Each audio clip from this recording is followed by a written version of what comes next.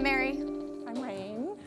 We're happy to have advocate shirts today. We officially have a request because someone else bought these for us and they wanted proof that we wore them on stage. So if you could tweet the hell out of this, that would be great. And then we're going to change. So that's the whole talk.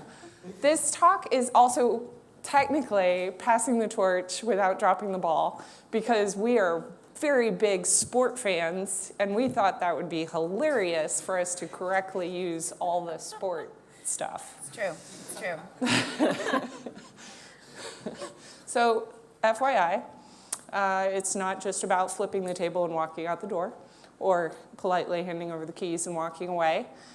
So this is what not to do for just a few seconds. But first, we're going to introduce ourselves.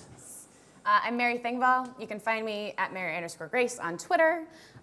If you were in here for Baruch's talk earlier, I'm the person he kept quoting from, which was really, really, really weird.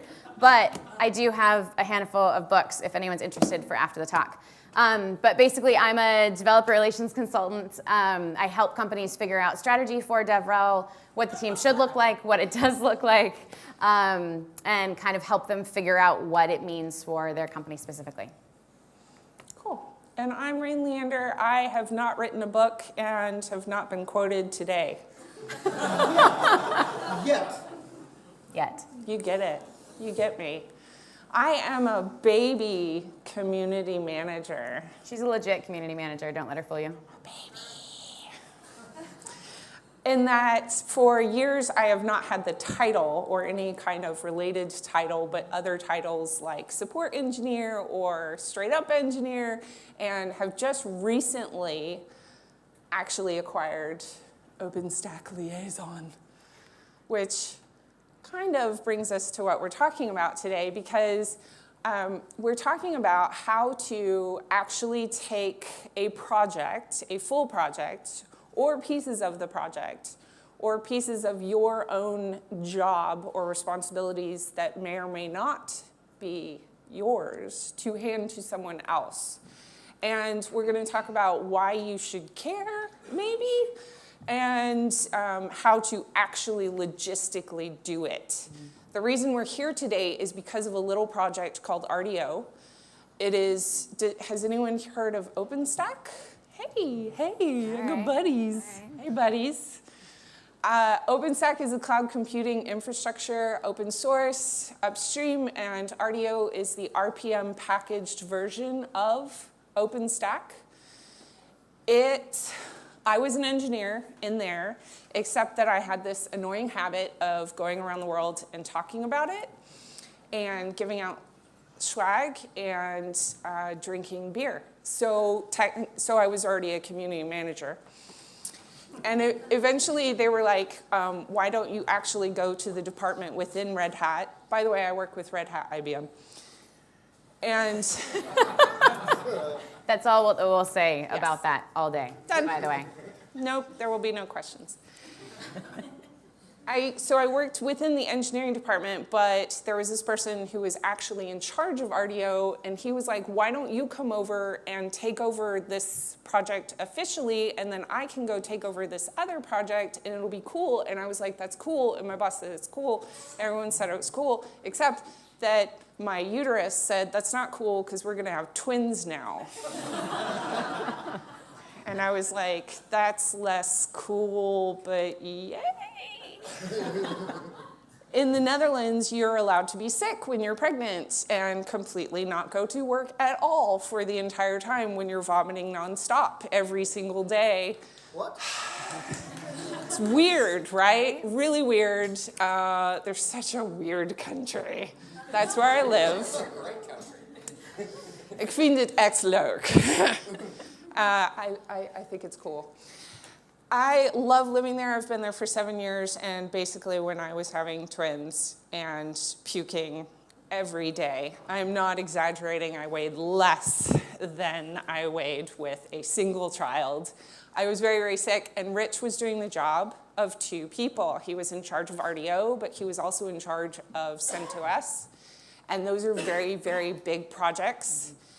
And when Red Hat found out that while I'm on maternity leave, the Dutch government will give them a stack of money, they went, okay, we're going to hire someone to help Rich out. Hi.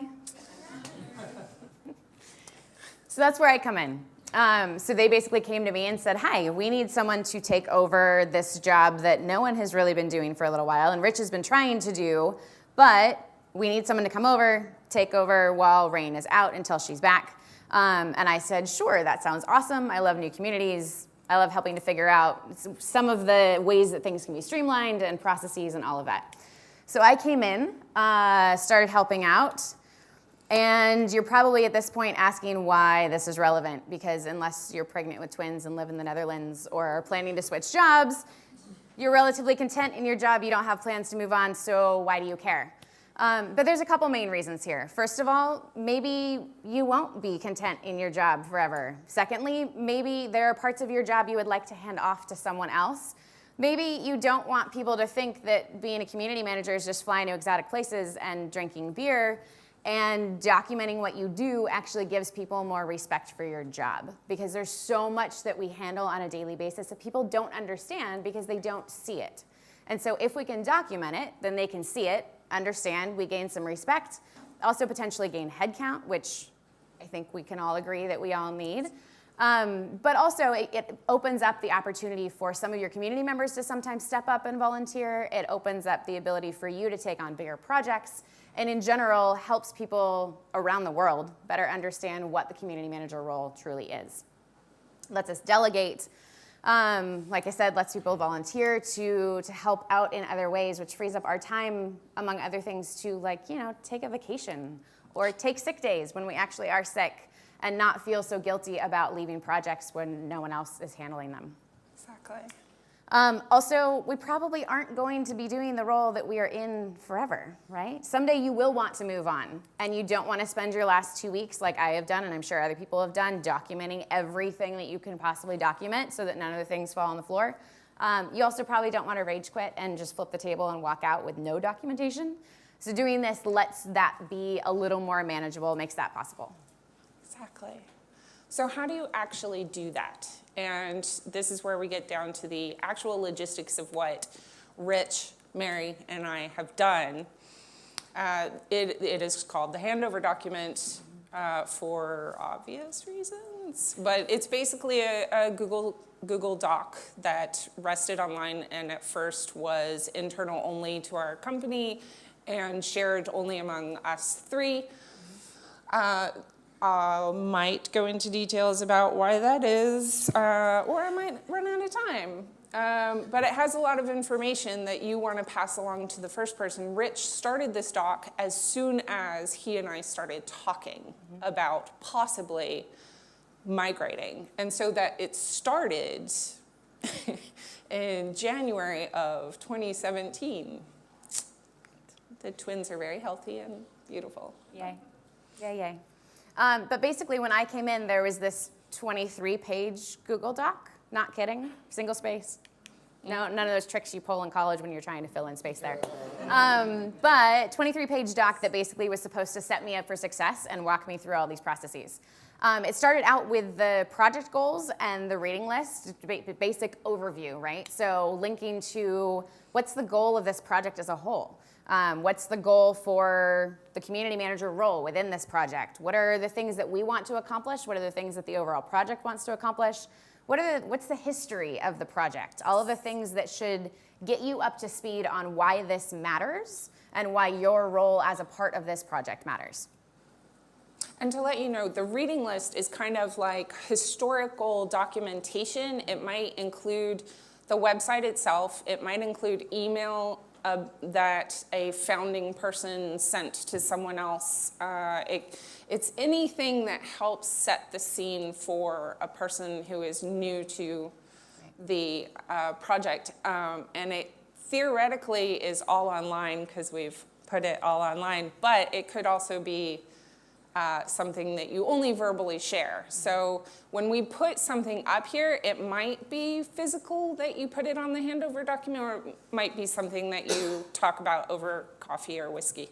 The nice thing about putting together a reading list like this is it gives people context for what they're walking into, Yes. but it also keeps you from, at the very end of your job, having to go, shoot, there's an email that I got sent on my first week here, and I have to go sort through my email and figure out where that lives and what I tagged it as, and if I can find it anymore, or maybe it got archived years ago.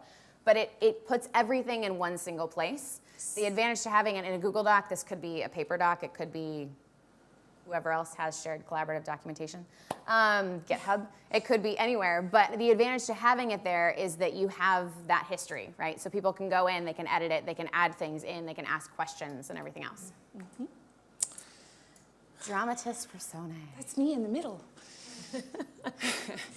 So it's not about, so when you take over a new project, it's unless the project has never existed before and therefore there's never been any stakeholders. I think even in that situation, you would still have people who are important, people who are invested in whatever you're doing.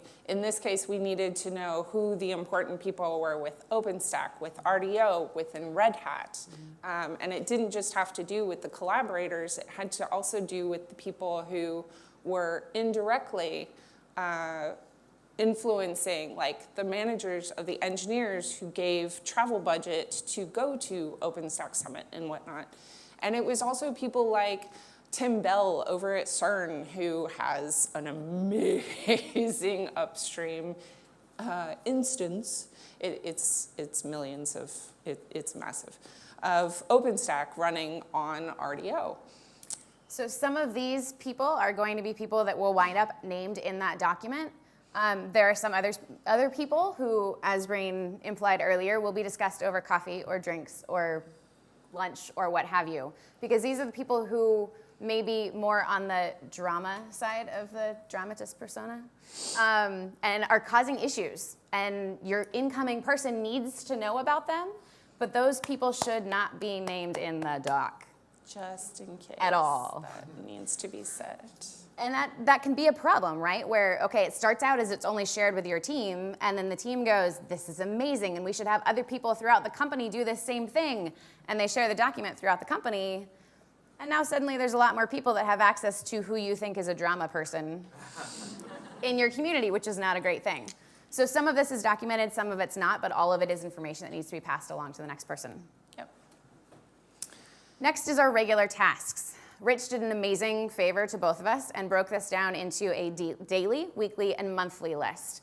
This was huge when I came in because I was able, as a contractor, to come in and go, great, here's the main things I can take off of your plate that will take, even if it's just 2 hours of your day, every day, and I can start there and ease myself in. Yeah. So that as I got used to the community, as I got used to the tooling, I was able to then take on more, but it was a great starting place for me to be able to come in and go, all right, here's an easy task that I can take on. It's one less thing for you to handle. This also included all of the meetings, which there were a lot of, as you can imagine. But it included things like, you really should be at this meeting. You really don't need to be at this meeting. This one's one that you should keep an eye on the agenda, and sometimes you should go to, and sometimes you don't need to. The nice thing about this as well is he was able to attend meetings with me, and then when Rain came back, was able to attend meetings with her. And as questions came up, he was able to go, that's not me anymore, but Rain's here. You can ask her that question. Mm-hmm. And so it was a very easy pass off, a transition in that sense. And also when I didn't have the answer, I could go, oh yeah, Rich. And this also includes the important annual events. So for RDO, it was things like OpenStack Summit, some specific meetups that don't exist anymore. It was a list of, this is how little you could travel, and this is how much you could if you really didn't want to see the twins at all. Right. And this was huge in prioritization, right? Because it allowed both of us to look at the list and go, where can I start right now? What's going to take me a little bit more time? What am I going to need more information on? And going back to the collaborative doc part of it, we were able to then put questions right in there and go, hang on, I don't understand what this acronym means. I don't understand what this meeting means. Do I really need to be up at 5:30 a.m. Pacific time for a meeting that happens in Europe? Please tell me no, because I am not a morning person. But being able to ask those questions collaboratively and work together to figure out those answers was huge. Yes. And now going a little bit faster, there is going to be a certain point where you're like handing it over and you're like, you know what, these are the pie in the sky things that I wish I had gotten like way more cake and didn't quite get to yet. And so if you want to take care of it, this would be super keen, and maybe this is why, because cake is awesome, but it's not necessary. It's just important to make sure you hand that over along with, here is the budget, here is the credentials that you need to do, and please reset them, and all of the keys to the castle need to be handed over. And I realized that our situation was kind of an anomaly in that we still had those previous people available to me as a resource even as I came back. Mary was still there for a few months, and you may not have that situation. But this is one of the most important things to make sure you hand over, is those things to actually let the new person unlock everything. And that's all there is. It's totally finished. I promise that was a 23-page document, and there was absolutely no evolution to it whatsoever. It looked a little more like this. Honestly, there was a lot of suggestions in Google Docs. There were a lot of comments. There was a lot of like, this makes no sense to either one of us. And I think this is buried deep in Rich's memories from 4 years ago when he started this, right? Yeah. So there was a lot of back and forth, a lot of edits, a lot of questions, a lot of figuring out what's no longer accurate. That person doesn't work there anymore. How do we dig into that hole of OpenStack and figure out who the right contact is over there? Yeah. What's missing? What's confusing? How do you figure that out? This right here is a big part of the reason why I would strongly encourage all of you to start doing this in your day-to-day. Don't wait until your last 2 weeks, because if you wait till those last 2 weeks, all of those little things that are ingrained in your mind that are second nature to you are not second nature to other people. Yeah. And so the longer you wait to document things, the more difficult it will be to make sure all the details are included. It really comes down to prioritization of what your daily tasks are, what all of your tasks are. What can only you do, and what can you pass off to others within your community? So important. And we even added this yesterday because we were like, avocados. And we didn't have any cat gifts, which was a problem. Yeah, it really comes down to don't be afraid to make changes. Even if this community has been around for many, many years, which RDO has, you come in, you are a new person. So there's a certain balance between honoring what's come before you and also making changes that need to happen, which is totally fine. And you kind of have a grace period there, right? Because you are the new person. So you have the ability to go, oops, sorry. My bee. That was me, I won't do that again. But it also gives you the flexibility to figure out what can you apologize for, what can't you apologize for, and you obviously don't want to make huge, major, intentional mistakes, but it lets you figure out where those different boundaries are. Exactly. And you figure out where they are by remembering to listen to your community and figure that out. Yeah. If you're going to take a picture of one slide, here you go. It's a summary of the whole talk, and we only have 2 minutes left. It's true. Are we giving space for questions? Sure. Okay. Questions? Oh, go back one more. There you go. If you're going to take pictures of one slide, You had a question. No.